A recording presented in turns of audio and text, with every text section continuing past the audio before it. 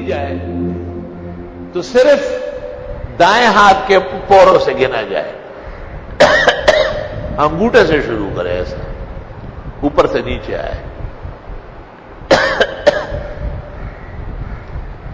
بائیں ہاتھ سے نہ گنے. ابو داؤد شریف صفحہ 210 جلد اول میں جہاں تسبیحات کی گنتی آئی، وہاں راوی کہتے اے بیمینی والراوی اعلم بحال الروایہ عن غیری. محدثین کا قاعدہ ہے راوی روایت کو زیادہ جانتا ہے. اور ویسے بھی نبی سے کیسے ممکن ہے کہ وہ آپ دائیں ہاتھ چھوڑ کر بائیں سے پڑھیں؟ چنانچہ علی قاری مرقات شرح مشکات جلد 2 صفحہ 363 صرف دائیں ہاتھ سے گننا ہے، بائیں سے نہیں. لحدیث صح فیہ، صحیح حدیث ہے.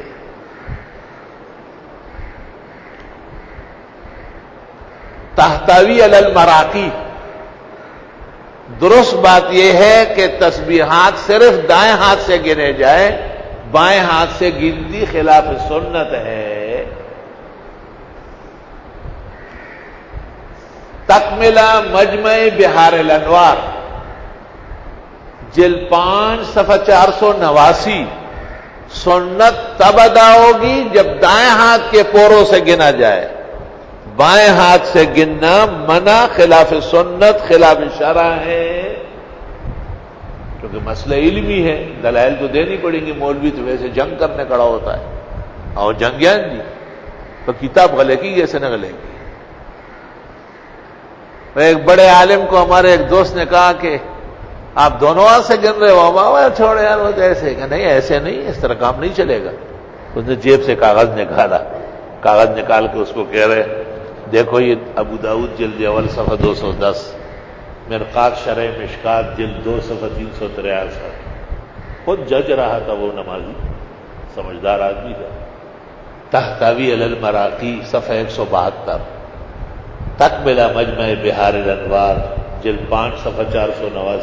یہ کتابیں معتبر ہیں، اور نہ کہا معتبر ہے. پھر کس کا کیا علاج ہے کہ آپ کہتے ہیں یہ ایسا کہہ رہے ہیں؟ سب نے لکھا ہے. اب ایک نیا حوالہ الادب المفرد مفصل، ایک مختصر ہے، ایک تفصیلی شرح کے ساتھ. اس میں بھی 1022 صفحہ پر دکتور نے پورا کلام کر کے آخر میں لکھا ہے وَاسْتَقَرَّ الْأَمْرُ عَلَى هَذَا بِأَنَّهَا تُعَدُّ بِالْيُمْنَى دُونَ الْيُسْرَى. فیصلہ آخری یہی ہے کہ دائیں ہاتھ سے گنے جائیں، نہ بائیں ہاتھ سے.